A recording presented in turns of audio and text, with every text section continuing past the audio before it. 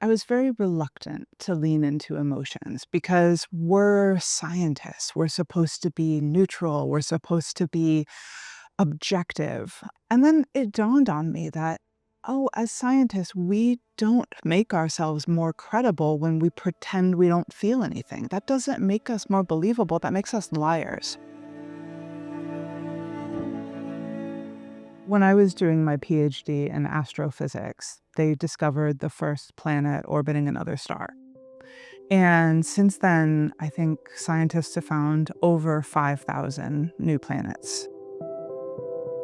The thing is, every single one of those other planets is garbage. As far as we know, the Earth is the only good planet. It's the only planet that supports life. It's the only planet where fun is possible. And I think it's worth preserving. So I work with climate models, which you can think of as little digital planets that live on a computer. And you can do experiments on these planets that would be unethical or impossible or just bananas to try to do in the real world, right? In a climate model, we can get rid of all humans and we can see what the planet would be like without our influence. Or we can set off a volcano in London where there are no volcanoes and see the effects of it. So climate models are models. They are not the real thing, but they are incredibly useful research tools which teach us a lot about how the planet works.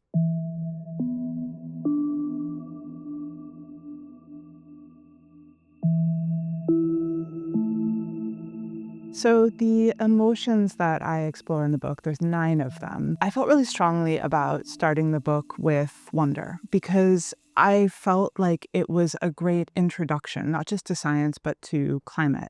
A lot of people think that they're immediately going to be shamed or frightened when they talk to a climate scientist. And I wanted to show people that, no, we know that the temperature of the planet is changing because we know why it has a temperature in the first place.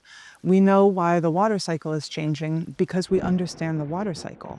And when you dig into those, you find unbelievable things. You find that all of the water on Earth comes from space. It was deposited at the Earth's formation by asteroids and comets. And that means that the water is older than the planet, and it's probably even older than the sun. And that, I think, is a source of genuine wonder, genuine awe. One of the hardest chapters for me to write was fear, both because it scared me and because I feel like, how do you do something new? That's the default way that we tend to talk about climate change. The fact that a warming world means more heat waves, longer heat waves. It means more fire weather. It means heavier downpours and at the same time, more severe droughts. All of those things are really scary. But the thing that scares me the most is the human response to climate change, the societal response. The most frightening thing about climate change is not what it will do to us, but what it will make us do to each other. The last chapter is love, and that's the most personal chapter. But I think that's also one of the most salient climate emotions because we care about climate change because it affects the things and the people that we love.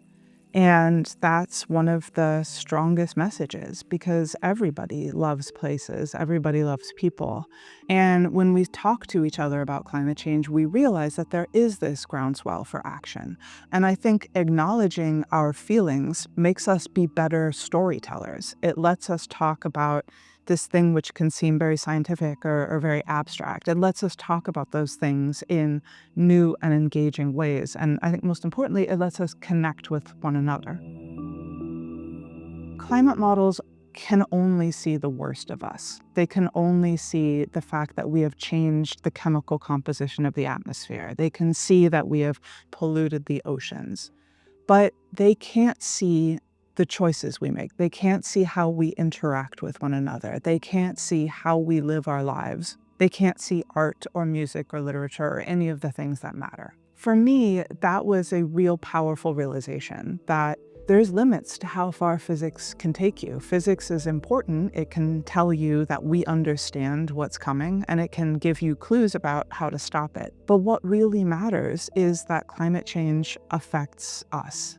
And I think that's something that everybody has a role to play in, not just scientists like me.